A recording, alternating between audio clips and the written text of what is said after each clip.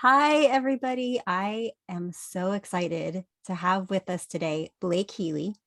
He is the director of Bethel Atlanta School of Supernatural Ministry, right? It And works both he, ways. yeah, and he's also on the senior staff there. So, Blake, welcome and thank you so much for being with us. I'm glad to be here. Thanks for having me. So, I have read, let me just preface this by saying you have written three amazing books, and Thank you. they are amazing because of the way you help people focus on Jesus.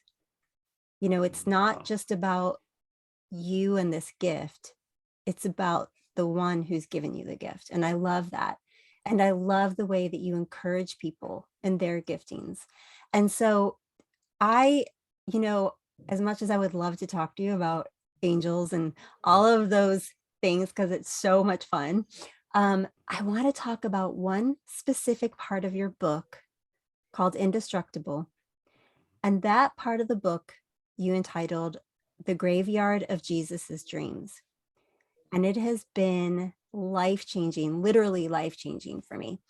And I have been waiting, honestly, when I decided to start a podcast, you were the first person that popped up in my heart that I wanted Awesome. to have on because of this amazing encounter. So, can you give us just a tiny bit of backstory for those of you who don't know you or what your gifting is or anything about you? Give us just a little brief intro, and then let's go right into what you saw in that vision. Yeah. So, again, just a really brief crash course. I've seen in the spirit for as long as I can remember, which means I've seen angels, demons, and other spiritual things with my eyes, not so differently from the way that I'm seeing you right now. And so, again, a lot of my books are just about me growing, kind of learning how to steward that gift. And just as you said, one of my most important things or one of the things that's most important to me when I teach about it is that this particular gift of the Spirit, like every gift of the Spirit, is designed to point back to Jesus, to connect us to Jesus, and to make us more familiar with Him. And so that's always the purpose. That's always the center. That's always the anchor of what we're doing. And so, It's um, beautiful. yeah, I'll jump into this story. It's kind of a longer one, but so I'll try to abbreviate it just a little bit. But it it's funny. I was in the middle actually of writing in Indestructible, my third book, and I knew that the theme was going to be about spiritual warfare, or at least my particular take, and just the bit that I know about spiritual warfare. And I knew that some of what I had to bring was a little bit of a different take on, or a different perspective on spiritual warfare. And so it's kind of funny because I didn't know exactly how I was going to end it or how I was going Hmm. to wrap it up. And apart from the content of the vision itself, I was just grateful to kind of have a conclusion that fit the tone of what I believe God's heart is for the grander perspective of what spiritual warfare is, and what bringing heaven to earth can really look like. And so, yeah, I was just out playing with my kids this one particular day. We were in our front yard. They were riding their little bikes in our driveway, and all of a sudden I turned and I looked, and I saw Jesus standing at the end of the driveway. And which is still a shocking experience. I've seen seen Jesus in a handful of situations, but this particular time, I've seen Jesus before, and he looked like no more or less than a Jewish man as far as just his appearance. Hmm. But this particular time, he looked different. He was much taller. His face was glowing. He was wearing these beautiful, immaculate robes and jewels, and he was just standing there, and it almost had to squint to look at him. He was so bright. And I leaned, and I looked, and I saw these what I kind of interpreted to be these columns that were behind him, and there were these long, tall kind of pillars. And again, it was almost like my eyes were adjusting to his brightness, and as they adjusted, I could kind of see what was behind him. And there were these tall, just what at first I just kind of saw as tall pillars, rows and rows and rows of them. And I said, "Oh, Lord, what is this?" And I heard him say, "It's a graveyard." And I'm like, "Okay, this all happened really fast." And Mhm. so I'm just kind of getting used to all of this. And I look kind of down my street this way and I see rows and rows and rows of these things. I look down this way and I see rows and rows and rows of them. And I look a little bit more closely and I realize these aren't just, again, it's all kind of coming into focus. They aren't just these kind of monoliths. It's almost like a mausoleum, if you've ever seen one of those, where it was like Mhm. these almost drawers kind of things that were all up and down these um, these I guess shelves, if, for lack of a better term, and they just went on and on and on. And I heard him say, "This is what kind of graveyard is this?" And I heard him Mhm. say, "This is a graveyard of dreams." And I'm looking, and it's these things go really, really high, and they go all the way down this way, and they go all the way this way, all the way this way. And I live in a small neighborhood just south of Atlanta in Georgia, and I'm thinking like, wow, is there really that many like dreams or ideas or whatever right here? And he said, "No, this graveyard covers the entire earth."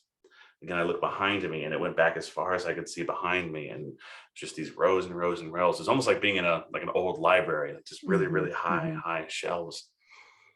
And then I suddenly kind of realized that I started to catch on to what was going on. I said, whose dreams are these?" And Jesus smiled and said, "Oh, these are my dreams." Mm. And I realized that these were the dreams that the Lord had for this particular area, for whatever area you would go to. It was, and not just the dreams for that moment, but every dream, every hope, every dream for every person, for every circumstance. What his hope and his dream would be for that place and that space at that particular time. As I'm all just kind of taking this in, I look and I realize that not all of these drawers look exactly the same. Some of them look really beautiful. They're immaculate. They're made out of marble. They have this kind of brass fixture and fittings around them. Some even had little flowers stuck into the handles. And um, others, they were kind of gray. Mm. They were almost looked like a old filing cabinet. It's kind of this boring kind of slate gray. They almost had this dead kind of look to them, where the other ones had this almost sort of alive sort of look to them. And all of a sudden, geez, I realized that, and I kind of turned and looked at him, and he said, "Not every one of my dreams comes true," which was kind of shocking Wow. to me. Yeah. Um, and he said, "Do you want to see?" And I said, "Sure." And so he went up to one of them that was one of the beautiful ones, one of the ornate, kind of alive looking ones, and he kind of pulled the drawer open, and I was very shocked to see a pair of feet just sitting in there as if it were, if you ever watch like a crime movie, like the at the morgue, the drawer that Mhm. slides open with the person. So it was kind of like that, and just saw these feet sitting here, and I kind of leaned. I could see there was a whole person, just sitting in there. And again, I turned and looked at him, and he said, "Every one of my dreams comes true through one of my children." Mm. And I just Beautiful. realized that represented a person who had given their life, not Mhm. necessarily in the literal sense of I've been martyred or died for, but someone who had given their time, their energy, their life to making this dream come true, and they just given themselves to it. And then he walked over and opened one of the dead looking ones, the kind of slate gray, Mhm.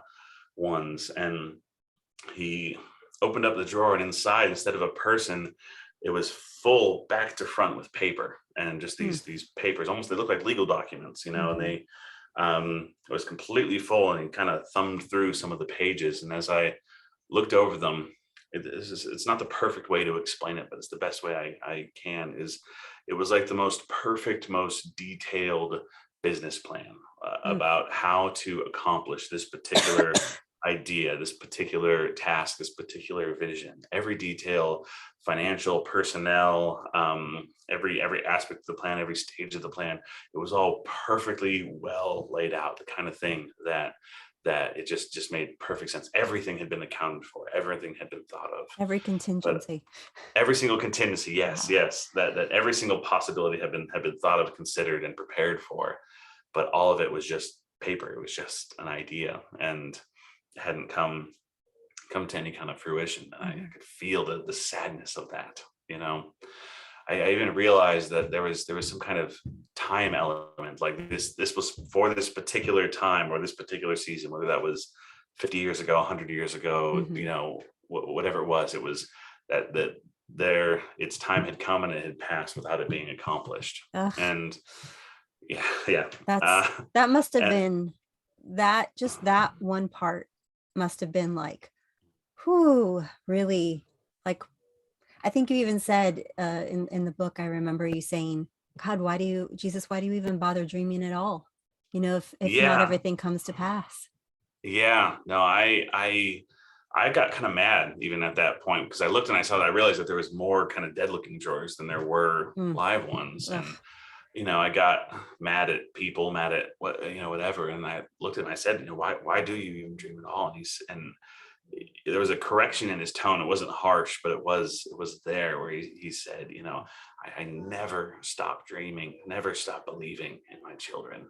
ugh, And I realized that no matter how many times someone had, you know, chosen not to step into something, that you know, he was always willing to still keep dreaming and keep mhm, dreaming for the next person or the next circumstance. And so yeah, that was a hard thing there, but I could see that he was the best way I can say is he was okay with that, you know. mhm, mhm, and and so it was kind of a pause there where and then he said, you know, do you want to see your drawer?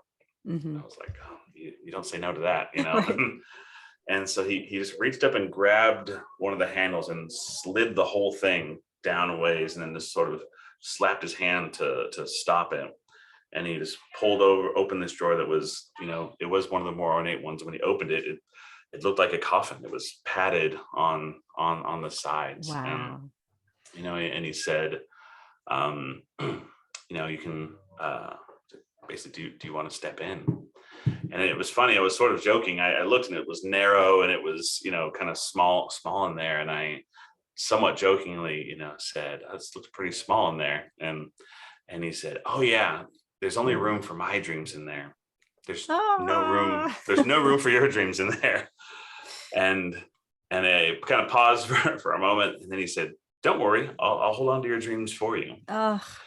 And in that moment, I realized it wasn't an explicit promise that he was going to slip those dreams into the drawer with me, and it wasn't an explicit request to fully deny those dreams. It was nothing more or less than an invitation to To trust him. trust him. Yeah. Ugh. That No. part, um, the whole thing, but you know, I think I might be the only person that gets excited when you said it's like a coffin and you have to just let go of your dreams. I was like, yes, I get it. And I was so you know, this whole it's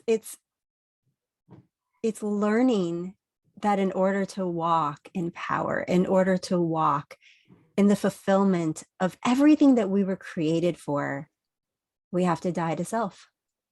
We have to step into the Galatians 2:20 reality where we've been crucified with Christ. And man, okay, so did you step in? Well, there's only one right answer in that situation. So yes, you know, I didn't give myself long enough to really think it through because that's often a bad idea in this sort of Yeah. circumstance. And so I just, you know, stepped in. Now, as soon as I did, I went into a secondary vision. You know, during that first vision, I could still see my kids. I could still, you know, see the rest of my, you know, environment and everything like Mhm. that. And it was all sort of overlaid or sitting there in that. Um, this time, I could still hear my kids on their bikes, and I was still aware of the ground under my feet and things like that. But immediately, I switched into full open vision, where everything that I could see was just what the Holy Spirit was showing me. And you know, I'll be brief here because what this was more of an emotion and a feeling than something I could really describe. I really struggled over writing this in the book because it's Mhm. something that it's hard to explain. But I was in this vision. I was above this city, and I was up in the sky, about airplane height, so pretty high. I looked to my left and right, and I saw other people all in a row, and we're all just sitting there in the sky. And I looked back behind us, and I saw Jesus, and I saw this light start to emanate out of him, this pure white light. And I looked, and I saw this light hit each person. And as it hit each person, the light bent out of them like it would through a prism. If you've Mhm. ever seen that, or seen the Pink Floyd Dark Side of the Moon album cover, the basic idea of, light goes into a prism and it bends out, and you can see all the colors that are inside it.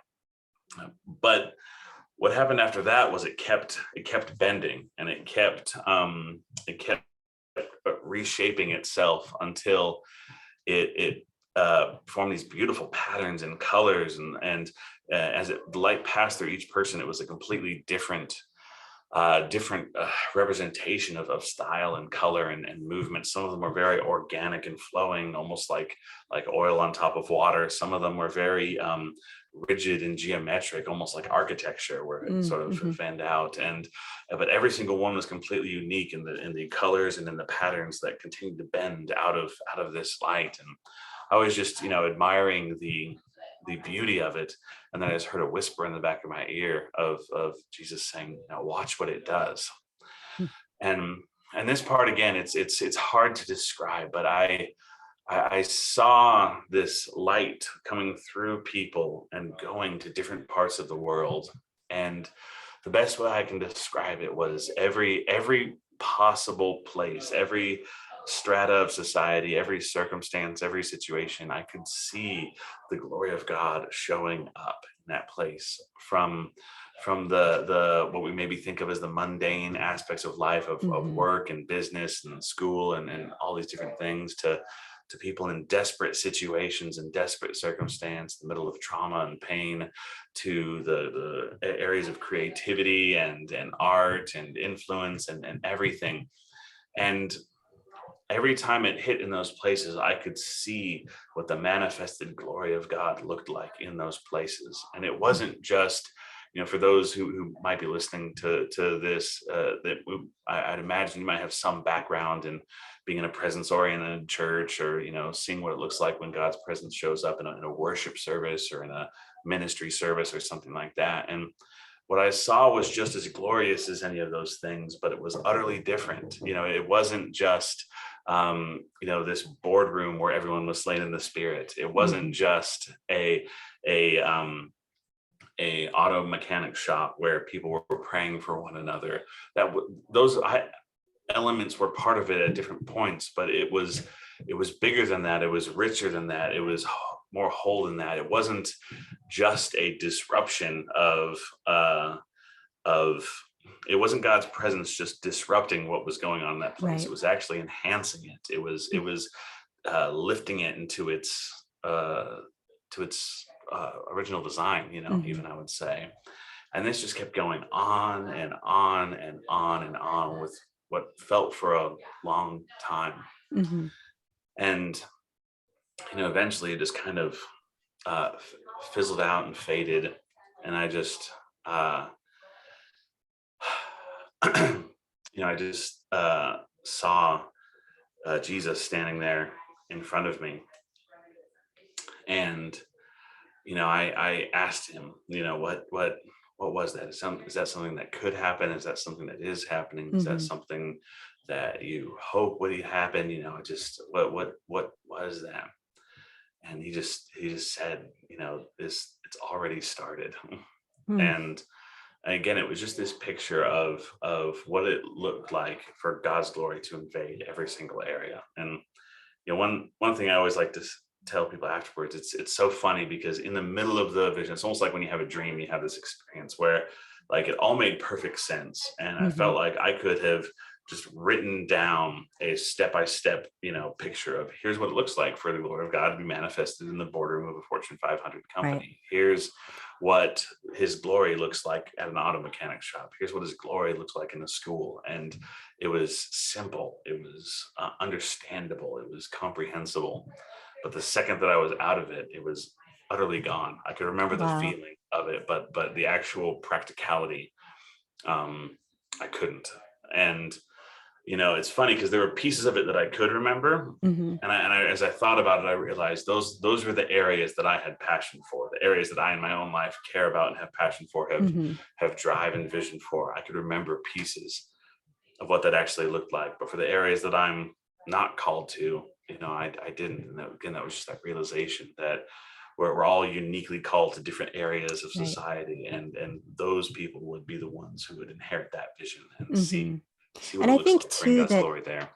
if you would have if you would have put into the book, you know, these are the 10 steps for how to do this, then it becomes about works instead of about relationship. And, Yeah. I mean, we say this all the time that each of us carry a different facet of God's glory. And so that's, as you were talking about the light shooting into us and bending, and it takes its own shape because it works with who he created us to be too, right? So we each pour out in a different way. So yeah, there may be 3 steps that he gave you for, what it would look like in a school, but that doesn't mean that school A is going to look exactly like school B, Mhm. because every Yeah. person is different, every person is unique. So I love that is so powerful. And how how did this whole encounter change you and even the way that maybe you do ministry? Yeah, it started this process for me of just beginning to shift and make more room for what how to dream into what revival actually looks like on a global scale. Okay. That it's I think sometimes, obviously I work at a church and I'm a pastor, and so that's a lot of the lens that I look through. But just realizing that I think even for some Christians or even people who don't actually work in ministry, there could be this picture of revival looks like more people coming to this kind of meeting, or Uh-huh. more Yeah. people coming to this place, or more people showing up at a worship service or worship that is more passionate. And I certainly think that those are undoubtedly parts of what revival is, but I think it's actually a small part, a very small part. And just beginning to dream into what revival looks like in other places, what revival looks like in other environments, what the glory of God looks like when it hits something completely different. And another big piece that's shifted for me is really feeling the challenge to honor people who are called to something different than me, Oh, yeah. and recognize that some of those,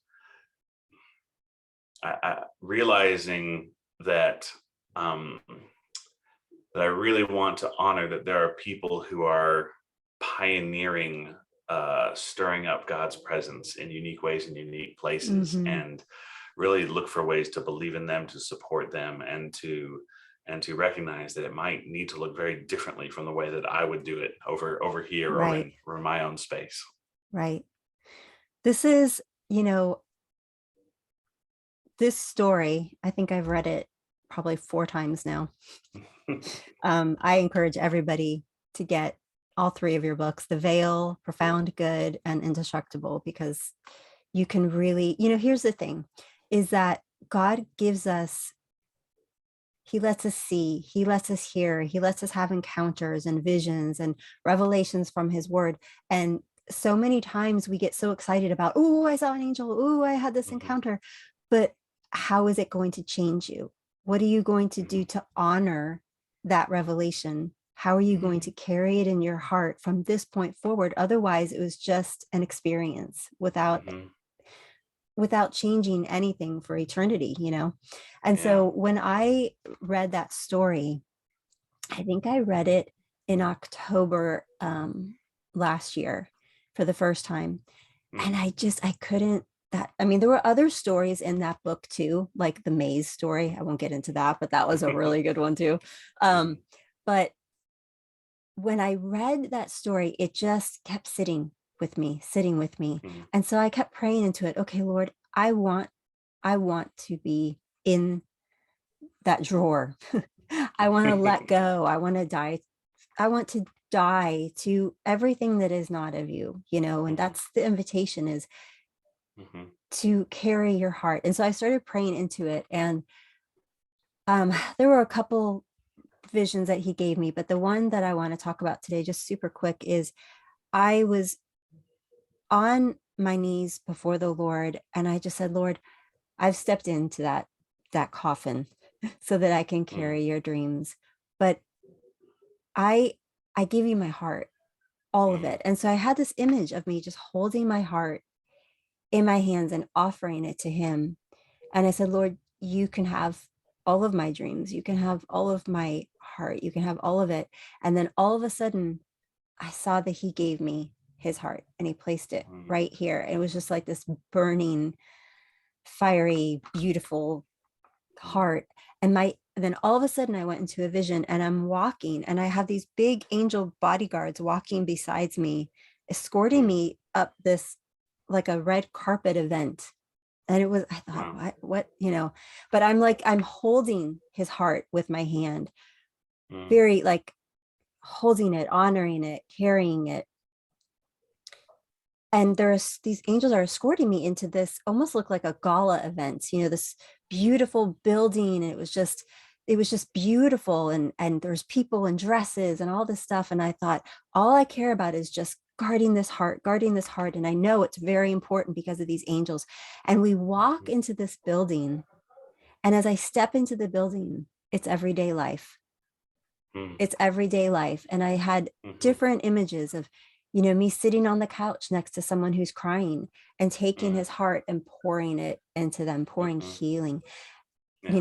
just smiling at someone at the grocery store, hugging someone. But just there was so many different things through my writing, through speaking, through Mm, whatever it is, connecting with his heart for the people. And that's where we bring it into everyday life. That's where we can bring the way to honor his dreams, isn't it? Is to mhm, tune into, okay, Lord, what am I sensing from you right now in this moment? Even while we're doing this podcast, it's like, okay, Lord, what is your heart for the listeners? What do you want to pour into the listeners in this moment? And so, is there any other practical way? Maybe you've seen something else that people can do to really honor this. yeah. I there's two things I would suggest is one, and this is, just more on the purest sense, is recognize and be okay with and engage with the reality that this is a wrestle. This is a wrestle between you and God. It's a wrestle between yourself. It is a discovery process of, okay, what part of me needs to die, but then what part of me needs to wake up more? What Mm, what what good. what are the passions that you've laid in my heart that are actually driving me toward this area that you're calling me to? And what are the miscalculations, the misses, the misaims that I have along the way, that just knowing that, oh, this is a wrestle. This is a process where I'm wrestling with the Lord. And I think sometimes we as Christians can get so fixated on, oh, I want to know what my destiny is. I want to know what my purpose is. I want a word from the Lord. And it's almost like the ideal scenario would be, I have an angel show up to me. It tells me this is what you're supposed to do. Step 1, 2, 3, 4, 5. This is what you're called to do. Hooray. And maybe you'll have an encounter like that, and that'll be awesome.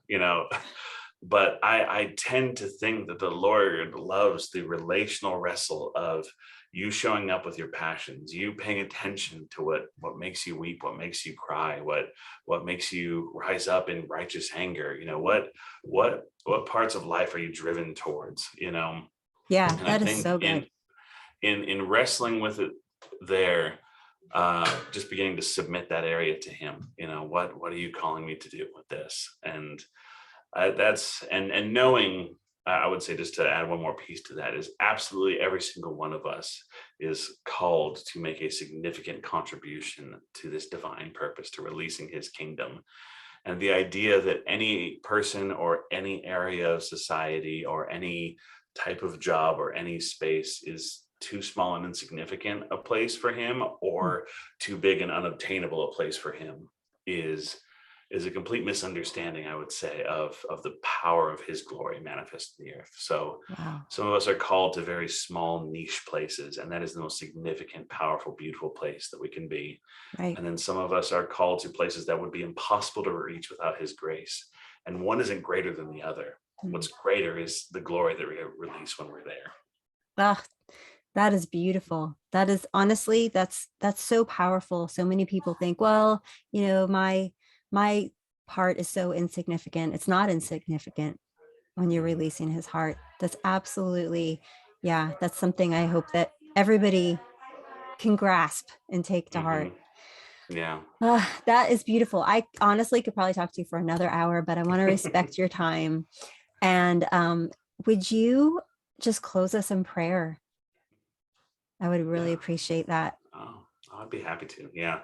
Well, Lord, I just bless everyone who's listening to this podcast, who's just taking time to sit there and listen. I just bless the wrestle. I bless this struggle of discovering what it looks like to die to yourself, but to come alive again in Christ. I bless that wrestle of wrestling with trust, of building that trust with Jesus, to trust that he's not taking away anything that would that's a part of who he designed us to be, that on the other side of this we'll be more like the person he designed us to be, not less. And I also just bless every single one of us who's in the middle of pursuing the manifestation of glory that we're called to bring in our particular sphere of influence, Lord, that there would just be momentum, that there would be friends and relationships and support systems that surround us, and that for no matter what stage we're on in the journey right now, that we will be content and satisfied with being where we're at, while also developing ravenous hunger for where he's taking us next. So I just pray that for every single one of us in Jesus' name. Yes. Amen.